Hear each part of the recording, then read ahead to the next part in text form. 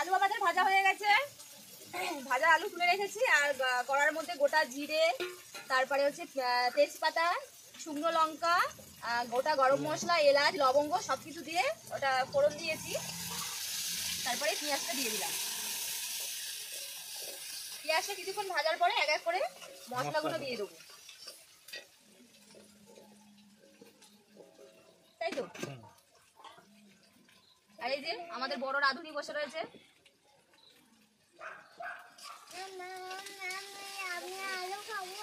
আলু খাবে? হ্যাঁ খাও, গরম আছে কিন্তু। এবার বল।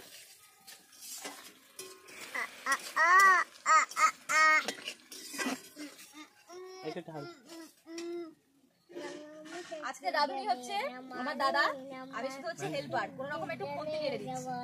এই সব কিছু রান্নার, এই যে মাংস রান্না করা সবকিছু হচ্ছে, আইটেমগুলো সব হচ্ছে দাদারই, আমার কিছুই নয়। হ্যাঁ দেবো তো। টমেটো বাটাটা দিয়ে দিলাম।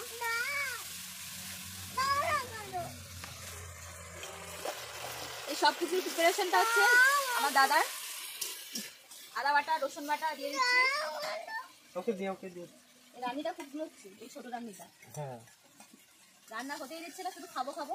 সেই মতো এক পিস আলু ভাজা খাওয়া হয়ে গেছে। গোটা ধনে, গোটা জিরে আর সবকিছু একসাথে পেস্ট করে নিয়েছি। মানে এর মধ্যে আবার গোটা শুকনো লঙ্কা আছে, কাঁচা লঙ্কা আছে, ধনে পাতাও আছে, গোটা পেঁয়াজও আছে, একসঙ্গে সব মশলা বেটে নিয়ে এই দিয়ে দিলাম কড়ার মধ্যে।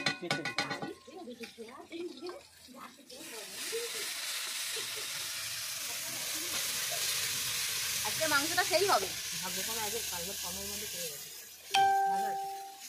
আরে আমি খাবো, খাবে না, পাবো না, তাই তো। ওটা কেটে দিয়ে দে, না ধুয়ে দিয়ে। এই যে আমাদের মাংস ম্যারিনেট করা ছিল, সেটা এখন হচ্ছে কড়ার মধ্যে দিয়ে দিচ্ছি।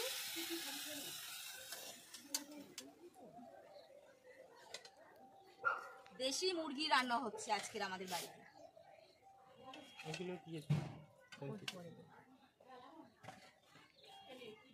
ঠিক আছে, 1 ঘন্টা ধরে মাংসটা হচ্ছে সব রকম মশলা দিয়ে মাখিয়ে রেখে দিয়েছি। এইরকম ভাবে মাংস রান্না করলে খুব টেস্ট হয়, তাই তো টুকাই? সবচেয়ে বড় রাঁধুনি ওই যে বসে আছে। আজকে শুধু আমি খন্তি নাচ্ছি, আবারও একবার বলছি, আজকে রান্নি হচ্ছে এই যে আমার দাদা বসে রয়েছে। আর আমরা বিদেশ থেকে শেফ আনিয়েছি,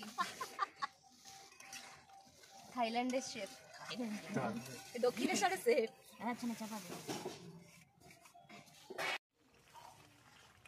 আমাদের মাংস রান্না করা কমপ্লিট হয়ে গেছে। আর বেশি ঝোল করব না, একটু কষা কষা থাকবে।